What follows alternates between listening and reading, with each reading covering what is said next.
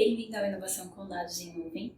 Hoje eu vou mostrar para vocês um pouquinho mais sobre como utilizar a API de integração entre Oracle Database, nesse caso Autonomous Database, com MongoDB. Primeiro deixa eu me apresentar então, meu nome é Tamires Ferreira, trabalho aqui na Oracle há aproximadamente 2 anos e meio, em uma área especializada com migrações para nuvem. Então, tanto de on-premises quanto de outras nuvens ou para aplicar soluções diferentes que envolvam multi-cloud, a minha área é acionada e, no caso, minha especialidade dentro desse time é banco de dados em nuvem. E aí eu vou passar um pouquinho mais desse conhecimento para vocês conforme a gente decorrer nessa sessão aqui. Então, para começar, vou passar um pouquinho da agenda do dia. Então, primeiro, nós vamos entender quais são as diferenças entre o Autonomous Database e o MongoDB. Vamos entender como e o porquê utilizar essa API para o MongoDB e aplicações práticas dessa solução. Então, tem algumas aplicações no mundo real, para a gente juntar dados que são de bases de dados diferentes, são NoSQL, com base de dados SQL, tem utilizações para migrações, enfim. Então, eu vou correr em alguns desses cenários juntos com vocês. E para começar, nós precisamos diferenciar aí os bancos de dados em SQL e NoSQL.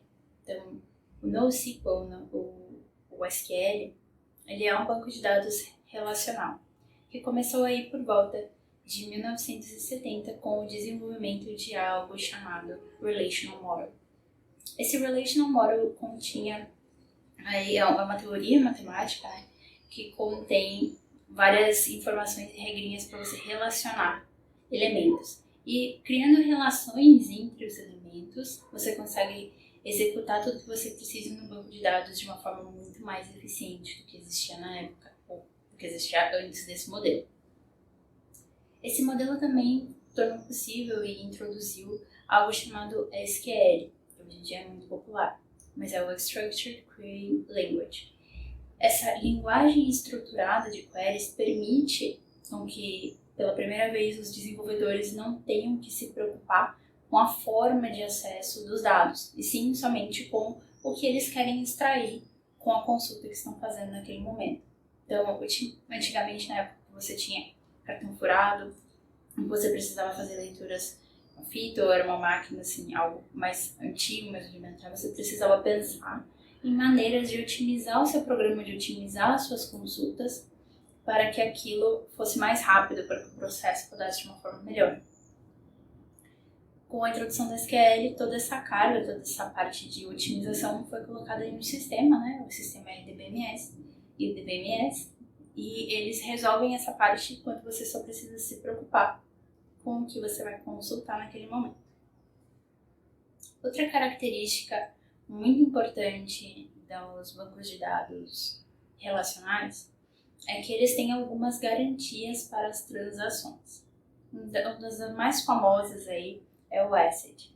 Então, é um conjunto de 4 propriedades de uma transação que tem que ser garantidas a cada transação, para que o banco de dados seja considerado um sistema de banco de dados consistente, enfim. Então, o primeiro é a atomicidade. Então, cada elemento do banco de dados, ele é tratado, cada query, cada consulta, ele é tratado de forma atômica, ou seja, eu vou rodar toda aquela instrução, todo aquele comando, ou eu não vou rodar nenhuma parte dele. Tá? Então, essa regra é muito importante para que eu não faça um pedaço de uma transação e eu não consiga fazer o rollback. Então, nesse caso, nós temos commit ou rollback como saídas lógicas aí para cada operação do banco de dados. Consistência, então, a execução de uma transação deve levar o banco de dados de um estado consistente a outro estado consistente. Isso significa que todos os dados devem estar válidos de acordo com as regras definidas. E eu não vou fazer, por exemplo, uma consulta com o usuário uma hora e receber um resultado diferente naquela mesma tabela. Então, todos eles têm que ser válidos e consistentes. O isolamento, então, várias transações podem estar acontecendo simultaneamente.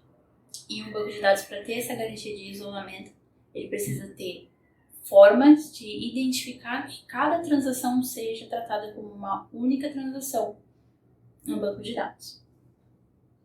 E por último, nós temos a durabilidade. Então, os efeitos de um commit, ou seja, após eu commitar uma transação, após eu gravar essa informação nova no banco de dados, preciso ter ferramentas, preciso ter formas de garantir que esses dados vão estar disponíveis de forma definitiva e só vão ser alterados por uma outra transação, uma outra instrução que seja rodada depois. Bom, existem outras formas, então existem outras propriedades da transação, tá? Como base, cap, enfim. Mas essa já é a mais famosa, é a mais utilizada e é a que nós utilizamos aqui no banco de dados Convergente Oracle também, que vai ser usado na demonstração. Agora vamos falar um pouquinho mais sobre os bancos de dados NoSQL. Os bancos de dados NoSQL são conhecidos como bancos de dados não relacionais. Então, como é um grupo muito abrangente, tudo que é não relacional vai para esse grupo. Ele pode conter aí diferentes formas e diferentes data types. Então, você pode ter wide columns, você pode ter banco de dados de documentos como MongoDB, você pode ter banco de dados de grafos, key values, enfim, muitos outros tipos de objetos e data types. Nós vamos focar hoje, será no de documentos, né, que é o MongoDB, mas existem muitos outros para explorar. Geralmente, não são todos, os bancos de dados NoSQL utilizam um princípio chamado CAP. Então, assim como tem o ACID, que é uma propriedade da transação, nós podemos ter o CAP aí como o seu equivalente quase. Não é verdade para todos os bancos de dados NoSQL, precisa ser observado caso a caso, mas boa parte deles valoriza a consistência, a availability, né? Enquanto esse dado já está available para você, e a partition tolerance. Então, algumas das vezes vocês vão ouvir o pessoal dizer, e pode ser real, que bancos de dados no SQL eles vão sacrificar algumas das características ali de transação para poder ter mais a availability, para poder ter mais partition tolerance, enfim, N razões aí.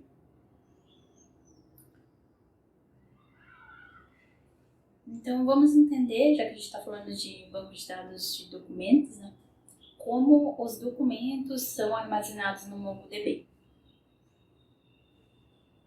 Os documentos são armazenados no MongoDB em um formato chamado BSON, ou seja, estruturas de dados no estilo JSON Files. Tá? E aí eu vou começar a descrever como que funciona bem high level, tá? Um banco de dados MongoDB. Então, nós temos aí o elemento superior, que seria database, que é um conjunto de collections. Um collection é um conjunto de documentos, e os documentos são uma unidade básica do dado que fica armazenado nas collections. Para facilitar um pouquinho o entendimento, eu trouxe uma visão de um documento simples no MongoDB. Então, esse documento, ele tem ali o ID, tem o nome, família, e-mail e a idade. Então, isso é um documento. Eu tenho vários desses diferentes, eles estão agrupados em uma collection. E a partir do momento que eu tenho várias collections, eu tenho o database, né? Ou tenho uma collection, um database, enfim. E agora vamos navegar um pouquinho mais sobre como os dados são armazenados no banco de dados Oracle. Aí é um pouco mais complexo. O banco de dados Oracle ele é um banco de dados convergente, ou seja, ele é capaz de armazenar e funcionar com diferentes data types, com diferentes tipos de formas de se buscar dados também. Então, no mesmo banco de dados Oracle, eu posso ter dados espaciais, grafos, blockchain, JSON, posso ter application development, posso ter IoT, transações normais, enfim.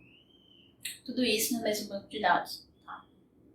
E tudo isso tendo as mesmas vantagens de ter um sistema decidindo várias coisas e se gerenciando. Então, tem várias etapas aí automatizadas no banco de dados Oracle. Agora, só indo mais especificamente para a área que a gente vai tratar hoje, é possível fazer uma conversa. Então, é possível ter ali um JSON file, algo que vai ser o desenvolvimento de uma aplicação com APIs. Todas essas entradas podem e documentos, enfim, podem ser guardados numa Oracle Database tranquilamente.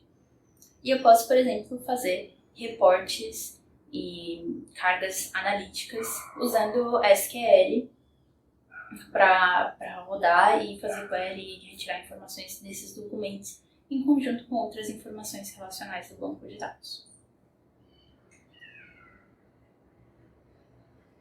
E aí, explicando mais um pouco sobre o que é o Autonomous Database. Então, o Autonomous Database, ele é um banco de dados Oracle que tem funções autônomas. Então, ele é self-securing, self-driving, self-scaling, self-optimizing e várias outras funções autônomas que são colocadas a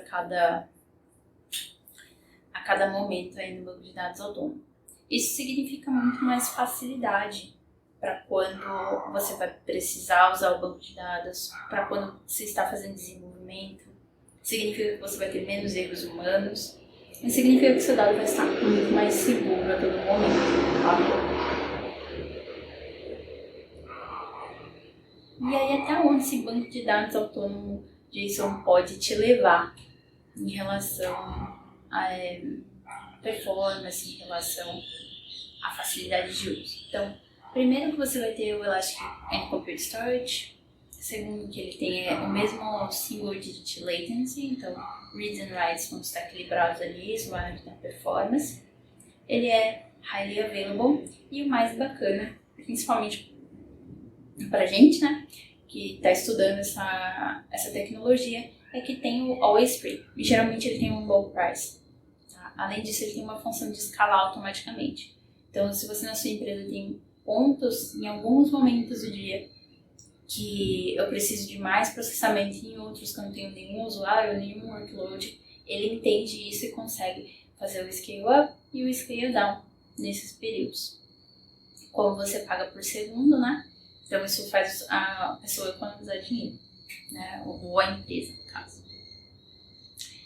E é bem legal que eles têm essa tabela lá na página do Autonomous JSON Database, página oficial da Oracle, com algumas comparações em relação ao MongoDB Atlas.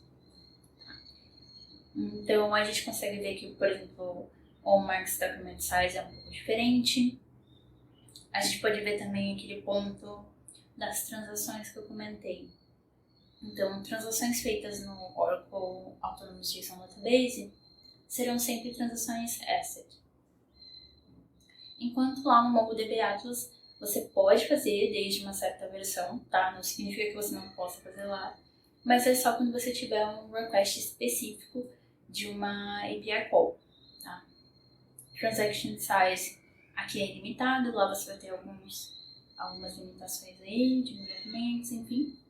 É bem bacana também o fato de que a gente vai ter server-side functions. Então, você pode escrever funções, procedures e triggers para os seus dados. Além de poder criar materialized views, como a gente vai criar daqui a pouco, e ajudar também na performance e na facilidade de desenvolver reportes de Business Intelligence ou workloads de Analytics.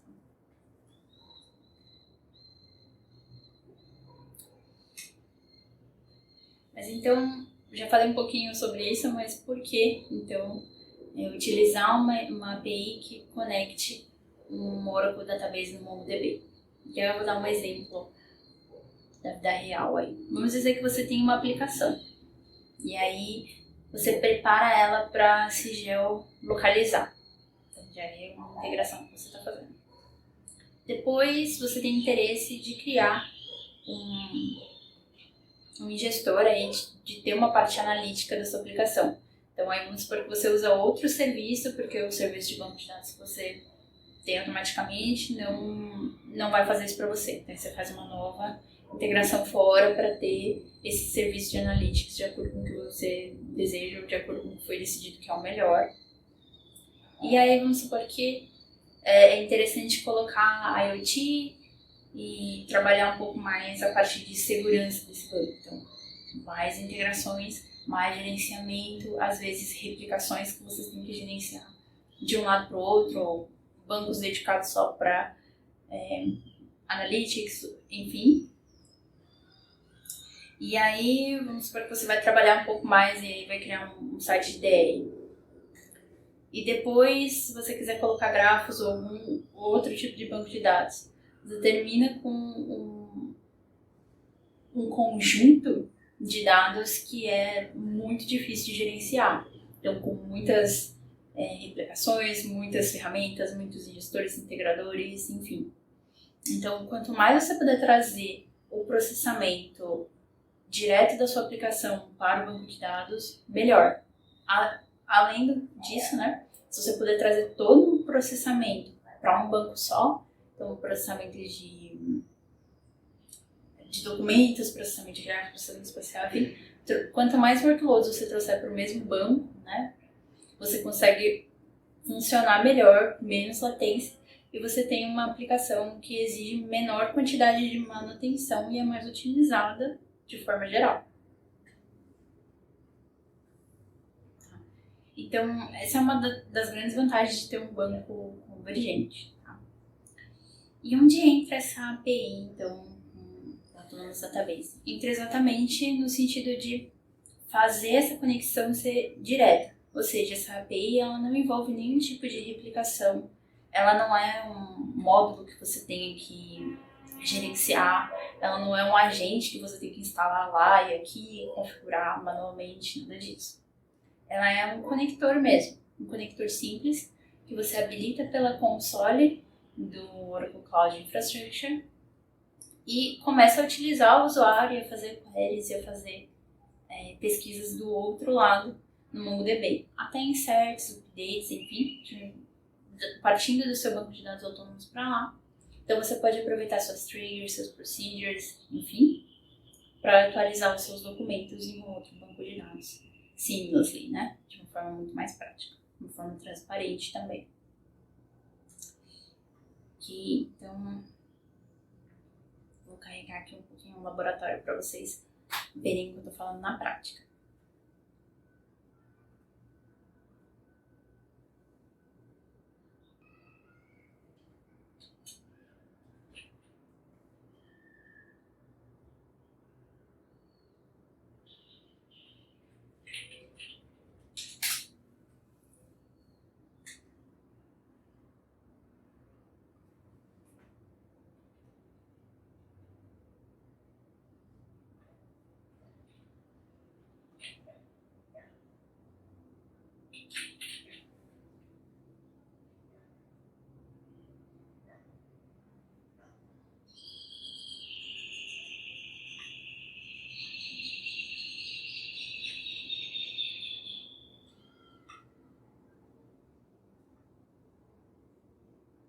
Ok, enquanto abre aqui. Queria lembrar vocês que além do vídeo, então além desse recurso do vídeo que vai ficar no banco do TDC aí, né, para vocês consultarem, tem também o canal do YouTube e tem um documento que eu deixei lá passo a passo como faz para habilitar o API. Pode ser que não esteja disponível em todas as regiões na hora que eu estou fazendo esse vídeo, mas já está previsto para que esteja disponível aí para todo mundo logo menos. Então, ok. Se não estiver lá no documento que eu fiz, também tem um e-mail que vocês podem enviar e aí entrar em contato com o time de Product Owners, né, a equipe que cuida desse produto em si, e eles vão poder auxiliar vocês, tá? Ok. Primeira coisa, então, eu vou criar uma coleção. Essa coleção é movies, então nós vamos importar em um dataset com informações de filmes. Para importar, é só import data. escolher um que já exista. Ele vai começar a importar os documentos no MongoDB primeiro, né?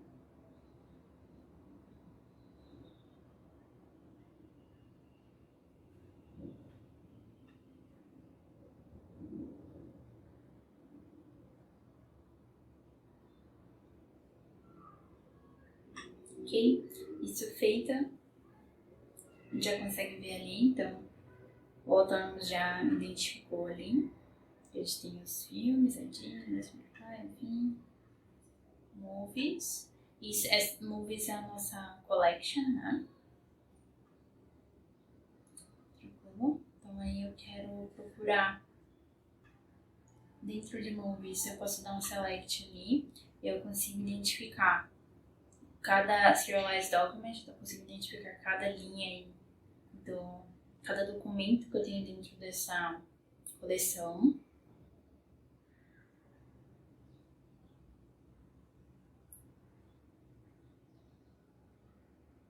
E aqui eu consigo, por exemplo, eu quero pegar esse documento, transformar ele em uma tabela.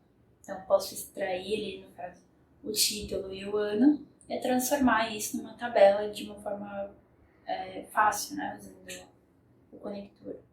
Lembrando que isso é em real time, então eu não estou pegando de uma replicação, não estou tendo que fazer nenhum passo intermediário, estou direto nos dados fazendo essas operações. Se eu puxar ali também, consigo ver todas as informações de cast, de quem que estava participando no filme, etc. Tranquilo. Aí, no próximo, se eu quiser, de repente, pegar esse dataset que eu tenho e transformar ele, fazer um nested, né?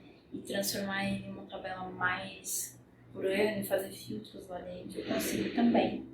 E ele retorna esse output. O ano, o ator e o título. Caso eu queira escolher outra forma, então eu quero fazer um count, quero ver quantos registros se tem. Consigo fazer também direto. Mas tem uma forma muito boa de facilitar. Então, se vocês olharem ali em cima, eu estou fazendo essa consulta, tá, utilizando esse JSON Document Columns, enfim. Então, se eu não quiser usar isso, se eu quiser deixar isso preparado de repente, de uma forma que eu consiga rodar uma carga, aproveitar scripts que eu já tenho para analisar os dados. Então, basta eu criar uma Materialized View com o que eu preciso. Então, uma vez criada essa Materialized View, eu consigo usar um statement bem menor, bem mais simples, para poder fazer a consulta que eu desejo.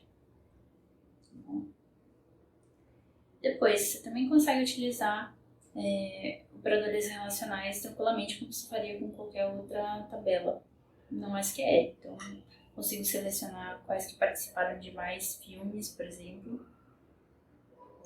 Consigo, de repente, jogar uma consulta e consultar essa outra. Então, eu posso dar um with,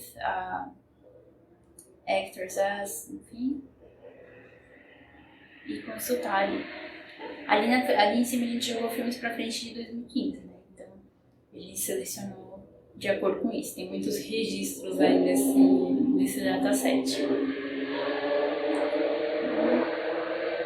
Outra coisa que a gente pode fazer, eu posso fazer um array e tirar algum reporte que eu queira. Então, por exemplo, A-Factors, eu vou selecionar ali qual participou nos movies, aí eu pego um array de movies e consigo também fazer uma extração de uma forma bem tranquila.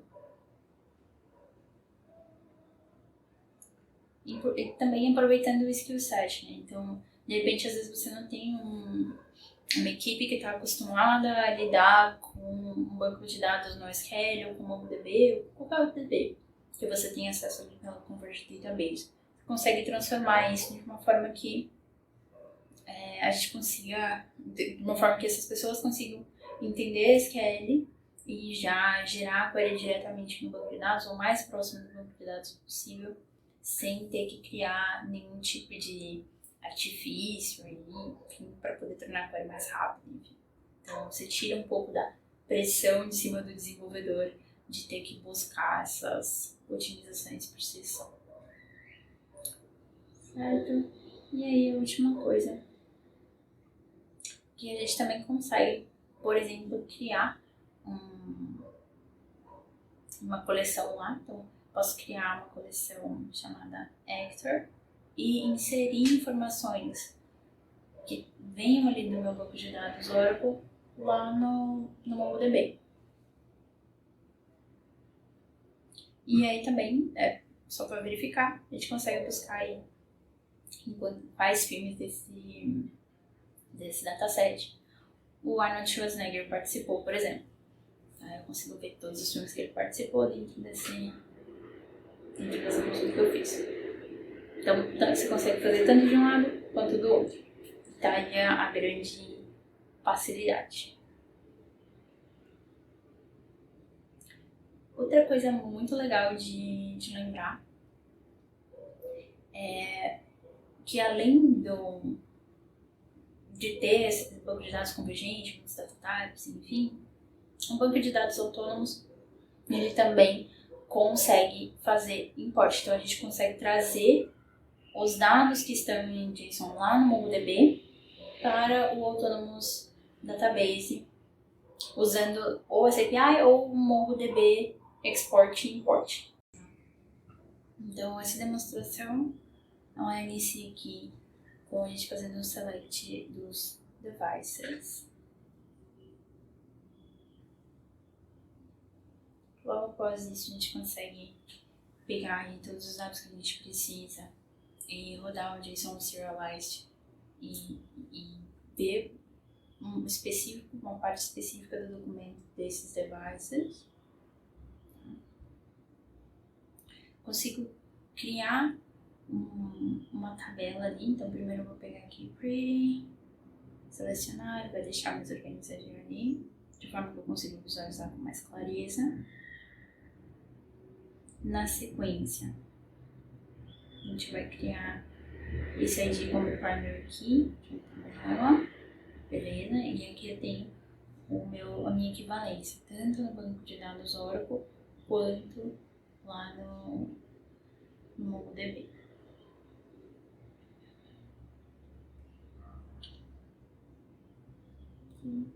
Isso feito, a gente consegue também rodar um select, por exemplo, no state, e aí eu consigo ver onde é que está, se está no Roar, se está em Illinois, enfim. Rodando de novo, ele pode me organizar um count de quantos desses devices eu tenho por região ou por state. Então, vocês conseguem ver que a gente consegue alternar entre usar só o SQL e fazer a query, né, que nem a gente fez agora, ou a gente pode usar toda aquela library e utilizar a linguagem do MongoDB, se for necessário, se a aplicação, no caso, pedir. Tem mais um exemplo. E por último, ele vai trazer de novo formatado, de forma que eu consigo utilizar esses dados do outro lado.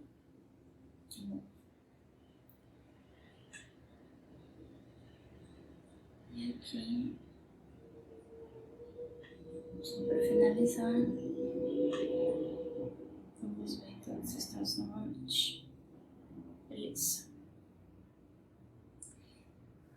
E aí ele vai mostrar pra gente a lista, enfim. Então eu consigo tanto manipular os dados desse lado aqui e mandar para lá, quanto ler de lá, manipular aqui, enfim, torna muito mais fácil o dia a dia de quem vai trabalhar com um banco de dados no SQL de Documents, no MongoDB.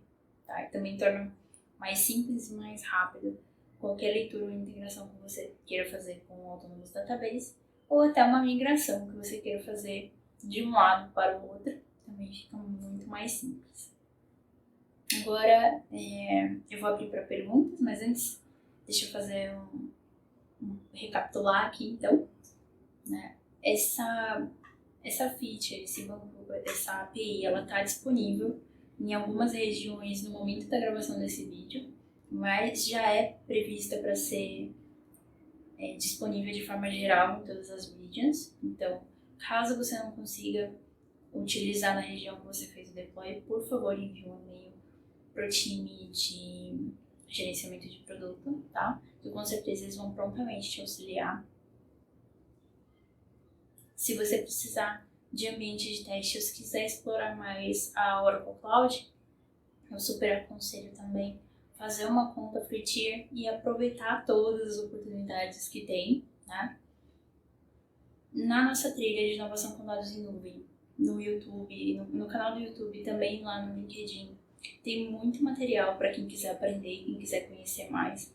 Material de extrema qualidade, com passo a passo detalhado, então tem também lá o meu passo a passo detalhado de como fazer para habilitar a qualquer momento que vocês precisarem, tá? Então, tanto agora aqui, quando logo depois dessa sessão, quanto no futuro, se vocês tiverem interesse, vai estar sempre lá esse material. Caso vocês queiram entrar em contato comigo, o meu LinkedIn é esse daqui, na tela. E se vocês quiserem saber mais sobre outras ofertas de banco de dados autônomos, enfim, pode me chamar e façam aí o free tier.